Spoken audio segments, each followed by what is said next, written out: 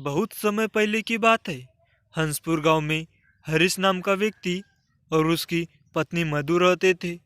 हरीश चाय की एक छोटी सी दुकान लगाता था, जिससे उसका जीवन यापन हो रहा था। हरीश स्वभाव से बहुत मददगार और अच्छे चरित्र वाला व्यक्ति था। जब भी चाय की दुकान में उसके दो तीन बेरोजगार दोस्त और कोई भीख मांगने वाला व्यक्ति आ जाता था, तो हरीश बिना पैसे लिए ही चाय पिला देता था, जिससे कोई खास बचत नहीं हो पाती थी। यह बात उसने अपनी पत्नी को बताई, तो उसकी पत्नी मधु बोली, कोई बात नहीं, आप लोगों का भला ही तो कर रहे हैं। इसी तरह समय बीतता जा रहा था।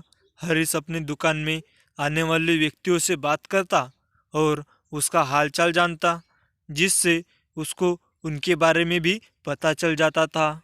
एक दिन वहाँ चाय पीने आने वाले व्यक्ति को 500 रुपये की ज़रूरत थी, तो उसने हरीश से रुपए मांगे कि उसको अपनी बीवी को इलाज के लिए डॉक्टर के पास लेकर जाना है, इसीलिए उसको पैसों की सख्त ज़रूरत है।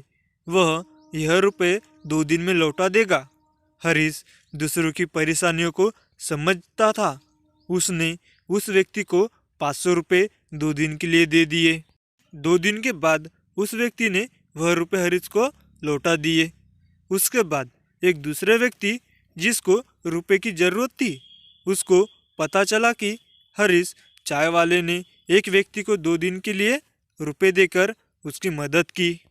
वह व्यक्ति हरीश से बोला, मुझे रुपए की सख्त ज़रूरत है, इसलिए मुझे 1000 रुपये दे दो, जिसको वह 3 दिन के बाद लौटा देगा। जिस तरह आपने उस व्यक्ति की मदद की थी, आप मेरी भी मदद कर दो। पहले तो हरीश ने मना किया इतने रुपए देने के लिए, लेकिन उस व्यक्ति के गुजारिश करने के बाद हरीश ने उस व्यक्ति को भी 1000 रुपये दे दिए। 3 दिन के बाद उस व्यक्ति ने हरीश को 1200 रुपये दिए। हरीश ने बोला, आपने 200 रुपये ज़्यादा दिए हैं। उस व्यक्ति ने हरीश को बोला, आपने मेरी ज़रूरत के समय मदद की थी, जब मुझे कोई रुपए नहीं दे रहा था, यह उसके लिए है, आप इसको रख लीजिए। हरीश बहुत खुश हुआ और अपने घर पर अपनी बीवी के लिए मिठाई लेकर गया और उसने अपनी बीवी को सारी बात बताई। इसके बाद बहुत से लोगों को पता चल गया कि हरीश ज़रूरत के समय लोगों की पैसे देकर मदद करता है। हरीश अब पैसे से मदद करने के लिए कुछ रुपए चार्ज करने लगा, जिससे उसने कुछ समय में ही बहुत पैसे कमा लिए और वह अपने गांव में प्रसिद्ध हो गया। अब हरीश ने एक चाय की अच्छी दुकान खोली, लेकिन उसका मुख्य काम चाय बेचने की जगह पैसे उधार में देने का ज़्यादा हो गया, जिसके कारण वह अपने गांव के साथ साथ आसपास के गांव में भी प्रसिद्ध हो गया। अब लोग उसको किसी भी कार्यक्रम में सम्मानित व्यक्ति के रूप में बुलाने लगे, जिससे उसका खूब नाम हो गया। जब गांव में मुखिया के चुनाव होने लगे, तो सबने हरीश को मुखिया का चुनाव लड़ने को कहा।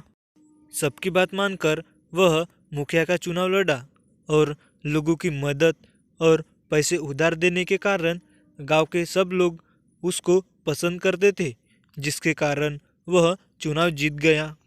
अब हरीश गांव का मुखिया बन चुका था, जिससे वह लोगों की और मदद कर पा रहा था।